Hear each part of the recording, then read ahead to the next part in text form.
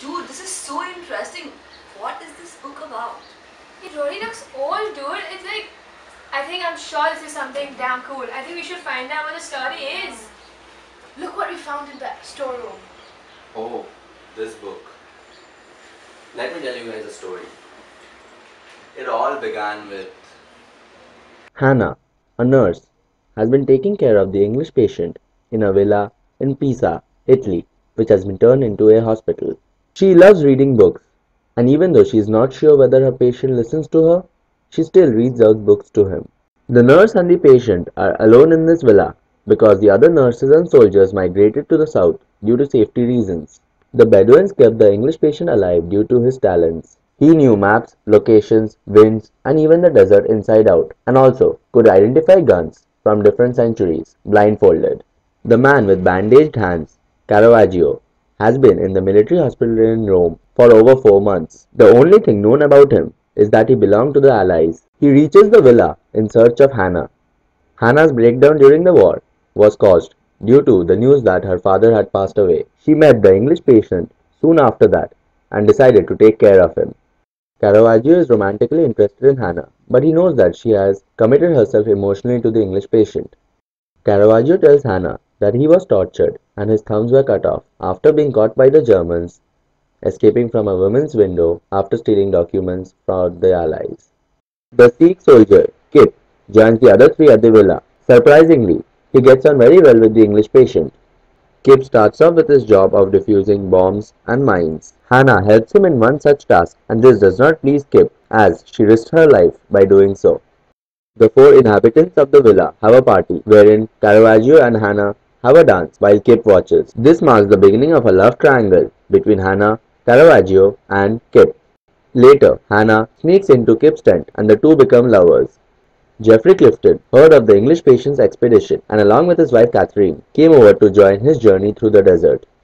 Once, during a bonfire, Catherine was singing and that was the time when the English patient fell for her due to her voice.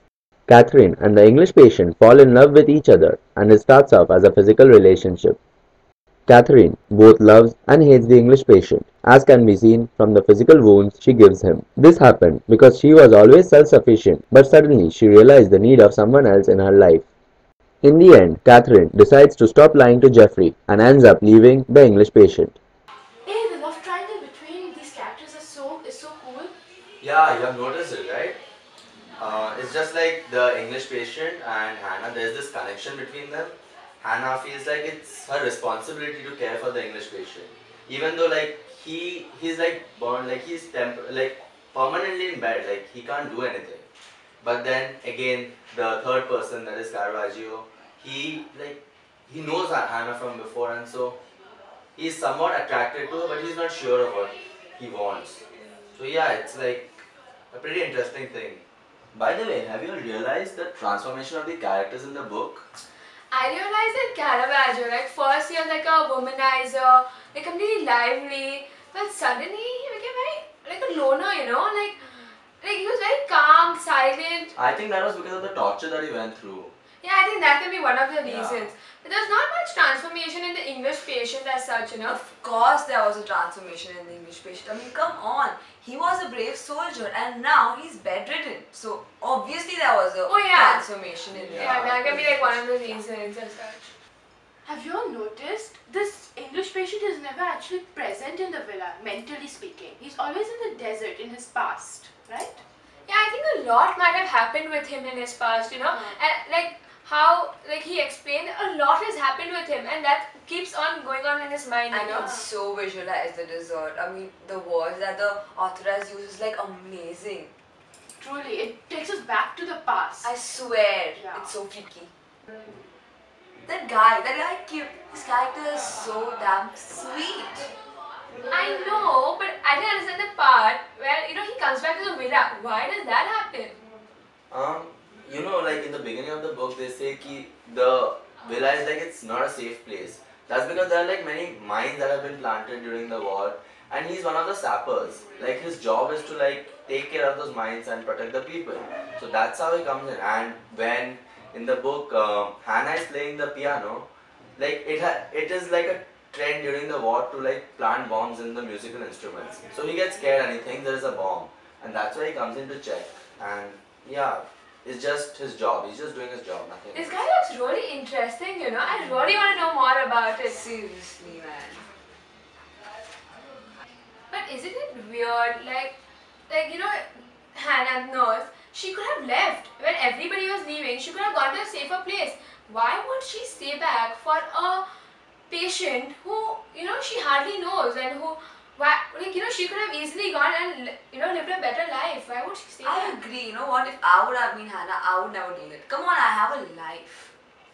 Yeah, but I think she's very caring. You know, that's the characteristic Ondaatje has shown us. So we're very caring. She's a very responsible nurse. Yeah.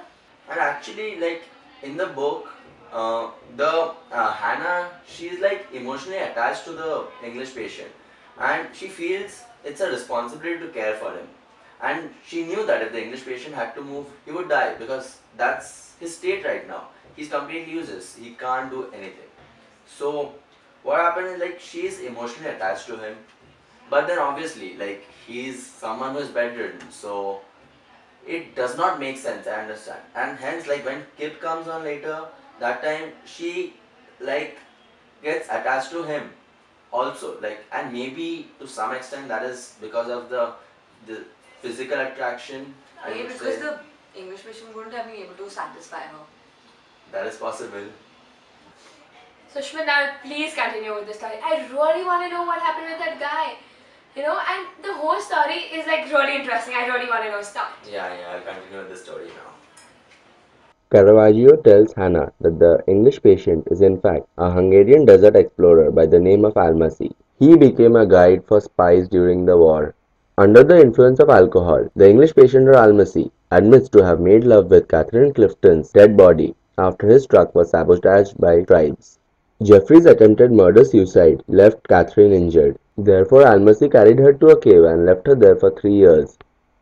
Later, Almasi tried to escape with Catherine's dead body, but his plane crashed and he suffered severe burns and entered his current state.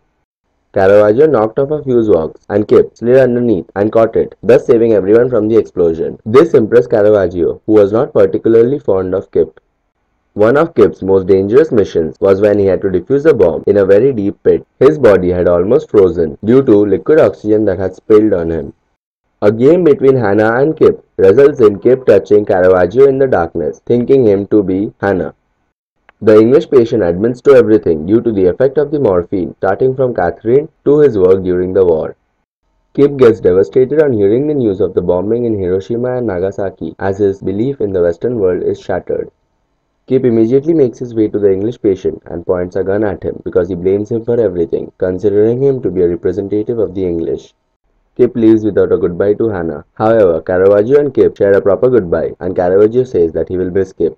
Hannah writes a letter to her stepmom, Clara, for the first time after the death of her father. But I don't understand, like, what was the relationship between Lords of All and Kip?